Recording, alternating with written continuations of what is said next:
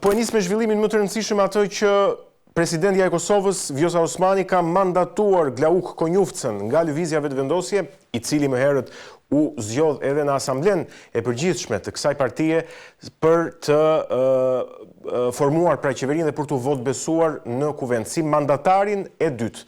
Si e shikoni ju këtë zhvillim politik, a do të jetë e mundur të votë besohet një qeveri sërish në kuvend nga Lëvizja Vetëvendosje? Fillimisht nuk është shumë e qartë nëse mandatimi i zotërit Konjufsjan nga ana presidentes ka bazë ligjore apo jo. Është e vërtetë se kushtetuta thotë se pas dështimit të mandatarit parë për të siguruar votat për formimin e qeverisë, presidenti, në këtë rastin tonë presidentja, duhet t'ia jep mundësinë e dytë dhe duhet të ndjek procedurat e njëjta. Megjithatë, në rastin e dytë, mandatari duhet të bind presidenten këtë rast që i ka votat e mjaftueshme për të formuar qeverinë. Dhe me sa kemi dëgjuar nga deklarimet e zotit Kurti, ata nuk i kanë votat e mjaftueshme. Përveç kësaj, edhe deklarimet e partive politike tjera të përfaqësuara në kuvend kanë qenë shumë të qarta se nuk kanë vota për të zgjedhur kryeministër Glauk Konjufcën. Kështu që kjo do të thonë ka dilemat e veta. Dhe në anën tjetër, duket që është një përpjekje e dështuar e Lëvizjes Vetëvendosje, sepse nuk do t'i ketë votat e mjaftueshme. Ata prap deklaruan, i referojmë këtu deklaratës së kryetarit të Vetëvendosjes zotërit Kurti, se nuk kanë koalicion me asnjë nga subjektet politike shqiptare që përfaqësohen në kuvend dhe aktualisht kanë vetëm 56 vota, përderisa për formimin e qeverisë duhen 61 vota. Kështu që thjesht është edhe një përpjekje tjetër e dështuar e Lëvizjes Vetëvendosje dhe në gjykimin tim është për të blerë kohë për të shtyr afatin e zgjedhjeve që të ofrohemi sa më shumë festave të fundvitit kur vjen një numër i madh i qytetarëve tanë që jetojnë jashtë vendit, pra diaspora në Kosovë dhe Vetëvendosje në mendimin tim prapë mendoj se paragjykon se shumica e votave të qytetarëve tanë që jetojnë jashtë vendit do të jenë për të. Kjo ka ndodhur në të kaluarën, pra pjesa më e madhe e diasporës tonë e kanë votuar Lëvizjen Vetëvendosje, por në zgjedhjet e fundit lokale nuk ka ndodhur një gjë e tillë, ka qenë Lidhja Demokratike e Kosovës ajo që ka marrë numrin më të madh të votave, kështu që mund të jetë edhe një llogari e bërë gabim nga Lëvizja Vetëvendosje, megjithatë mbetet të shihet kur do të mbahen zgjedhjet e ardhshme të parakohshme. Në fakt, kjo ishte një lëvizje pak e papritur dhe e çuditshme edhe nga ana e zotit Kurti, sepse jo vetëm partit ish partit e opozitës, po themi, nga zgjedhjet e 9 shkurtit, po edhe vetë zoti Kurti kishin deklaruar që zgjedhjet e parakohshme janë zgjidhja më e mirë në këto kushte. Ndërkaq vjen, po themi, kandidatura dhe mandatari zoti Konjufca tani, por a bëhet kjo për një funksion që është miratimi i buxhetit, një funksion jetik, po themi, i Kosovës?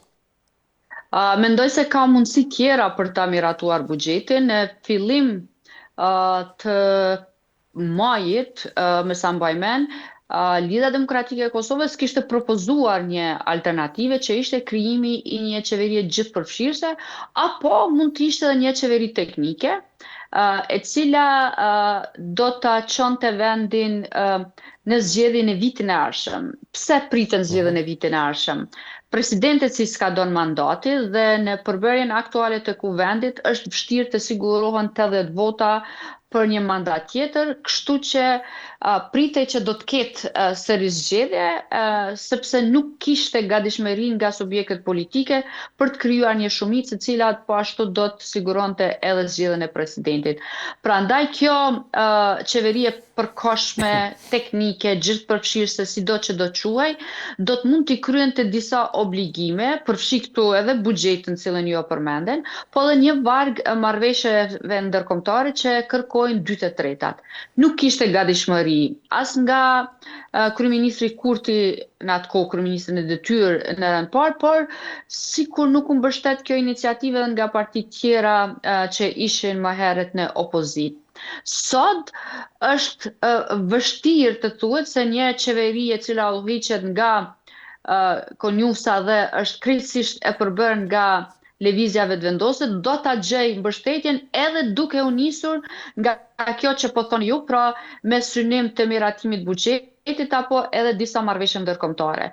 Po të kishte një vullnet të tillë, fillimisht do t'i Kurtit do duhet që këtë ta diskutonte me subjektet e tjera ose edhe presidentja të kërkonte një zgjidhje afat shkurte, por me këto synime, pra që diskutimet të bëheshin mbi çështjet e jo mbi kush do ta bëj shumicën.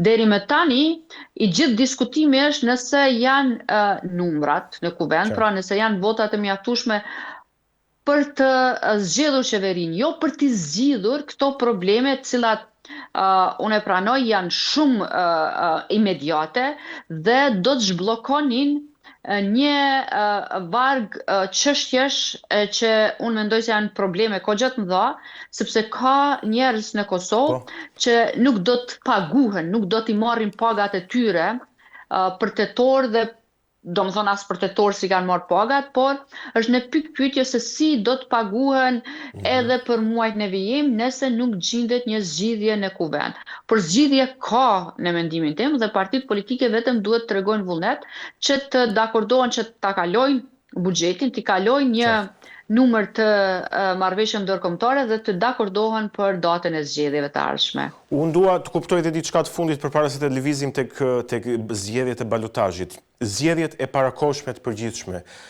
a mund të zgjidhin situatën, pra a ka projeksione që ndryshohet konfigurimi i forcave politike në mënyrë të tillë që të formohet një qeveri në rast se mbahen eventualisht zgjedhjet e parakohshme, sepse nëse zgjedhjet mbahen dhe konfigurimi i forcave politike është i njëjtë siç kemi tani, ne prap do të kemi një situatë ngjashme dhe kriza nuk përfundon.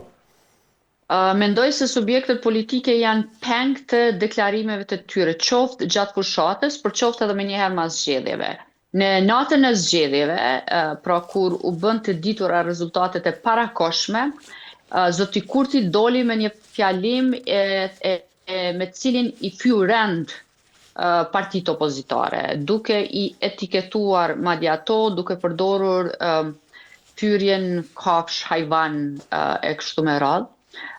Dhe kjo i bëri subjekte tjera që mos duan as të komunikojnë me të për qëllim të bashkëqeverisjes me të. Në vazhdimsi Kurti edhe pas kësaj ka përdor, ose më thënë më mirë, qasja e tij nuk ka qenë përfshirëse, përkundrazi ka qenë shumë përjashtuese. Dhe partitë politike tashmë janë të betënuara në qëndrimet e tyre se nuk duan të qeverisin me Kurtin.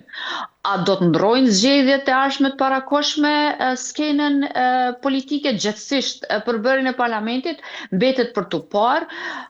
Projekcionet janë se do të ketë një rënje të lëvizjes vetëvendosje. Nëse lëvizja vetëvendosje bie nën 40 deputet, atëherë është më lehtë për parti tjera që të formojnë qeverinë dhe të dakordohen për zgjedhjen e presidentit, sepse tani më nuk bëhet fjalë vetëm për 61 vota për të zgjedhur qeverinë e ardhshme, por duhen 80 paktën për të siguruar edhe zgjedhjen e presidentit.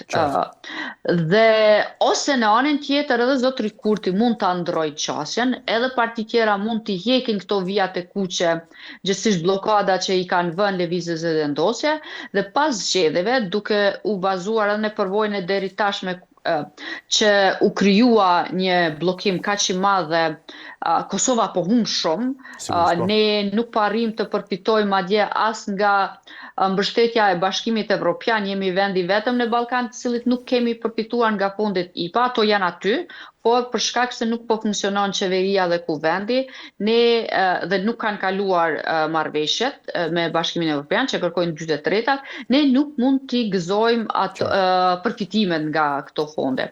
Kështu që unë mendoj se zgjedhjet po ashtu do të krijojnë një klimë ndryshe dhe do të mundsojnë bashkëpunimin me subjekteve, përfshi këtu ndoshta edhe me lëvizjen vetëvendosje, e cila duhet të ndrojë krejtësisht qasjen, duke filluar nga gjuha që përdor kryeministri Kurti dhe gjithë eksponentët e lëvizjes vendosje, fyrjet, sharjet, etiketimet, Qartë. që ata në vazhdimsi drejtojnë jo vetëm ndaj zyrtarëve të partive opozitare, por ndaj aktivistëve shoqërisë civile, ndaj mediave, kështu me radhë. Gjuha polarizuese dhe toksike, cilën e pranoj edhe vetë zoti Kurti, se aktualisht në mbretëron e Kosovë, origjinën e ka bashkë lëvizjave vendose dhe të vetë Kurti, i cili është i njohur për një gjuhë të tillë. Kështu që më shumë t'i varet nga lëvizjave vendose dhe qasja që ata do të mbajnë tani e tutje në raport edhe me disa procese të rëndësishme që duhet ndodhen në Kosovë, por edhe në raport me gjithë ata që mendojnë ndryshe prej tyre.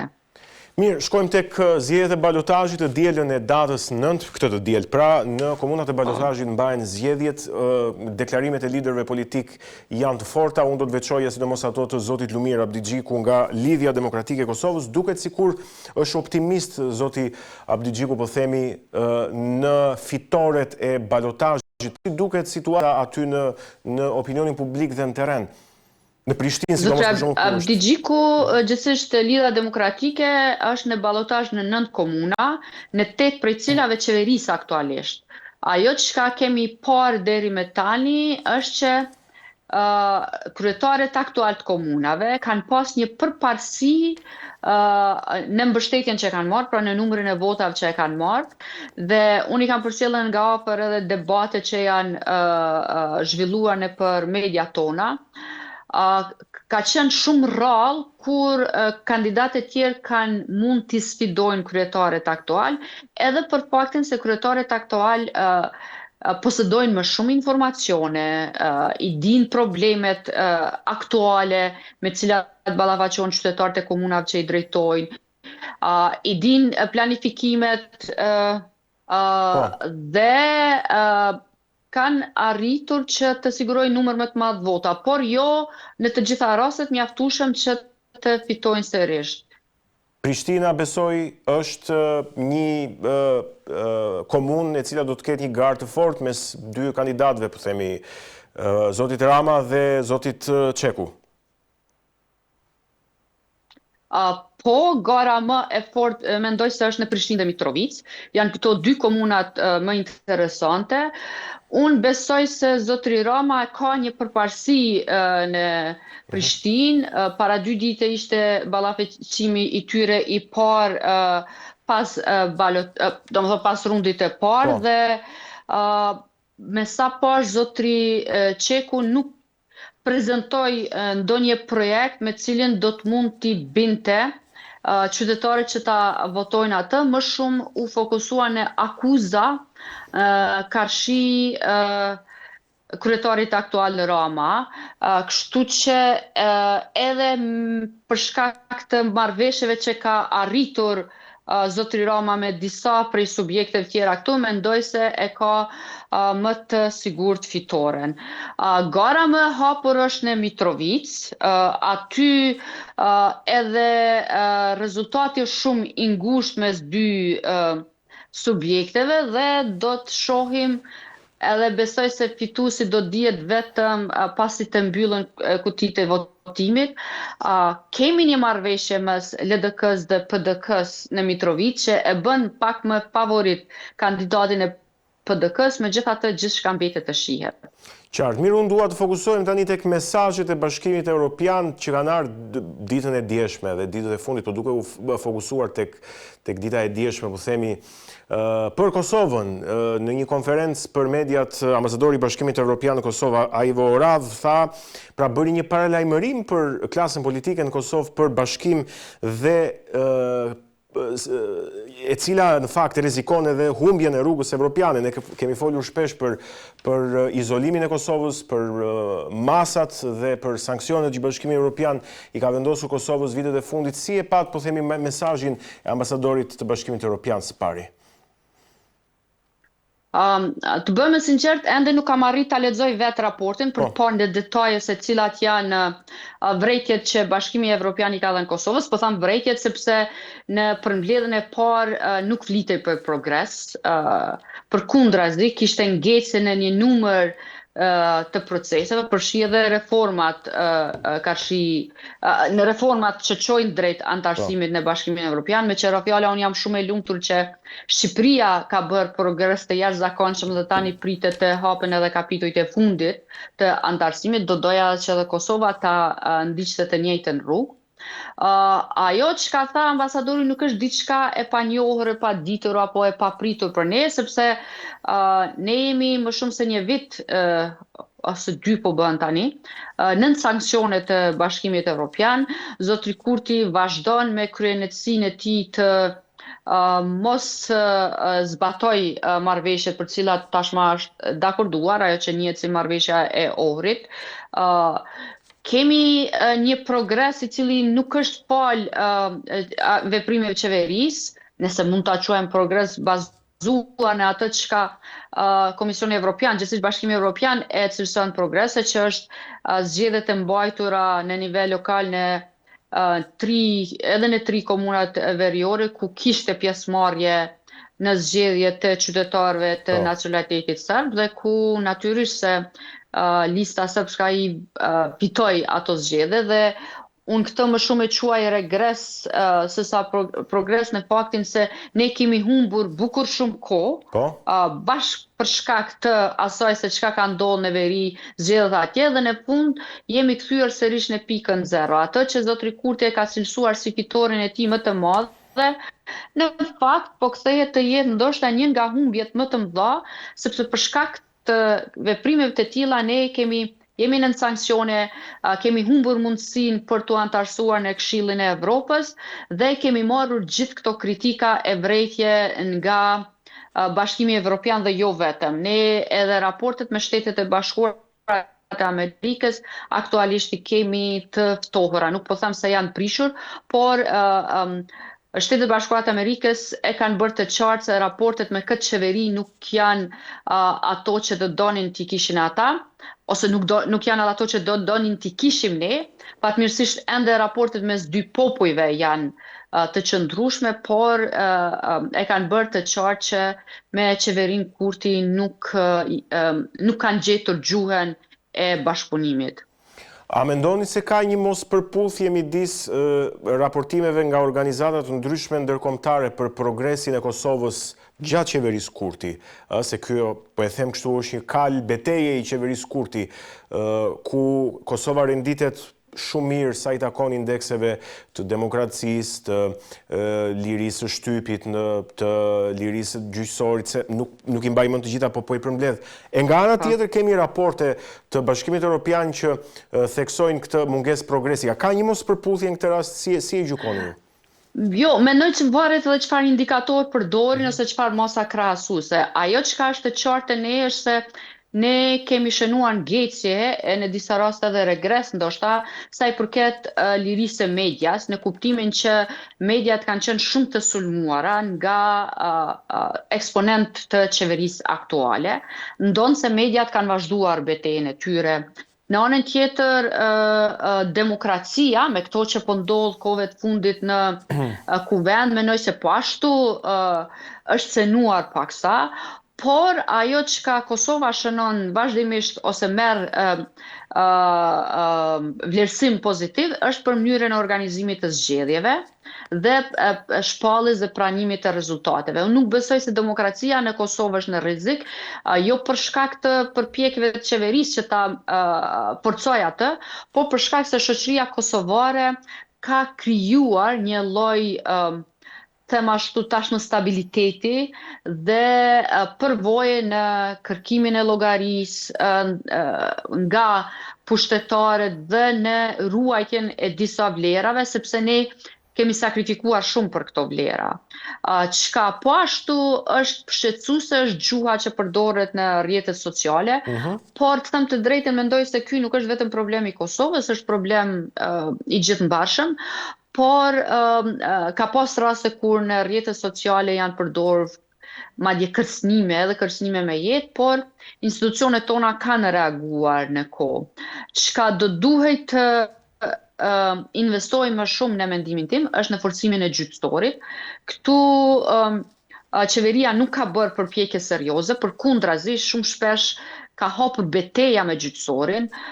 Vetë kryeministri Kurti nuk i është përgjigjur thirrjeve të prokurorisë për të intervistuar për disa supozime të aferave korruptive brenda qeverisë e tij, dhe kjo mendoj se po ashtu shënon hapa mbrapa sa i përket sundimit të ligjit dhe forcimit të gjyqësisë në Kosovë.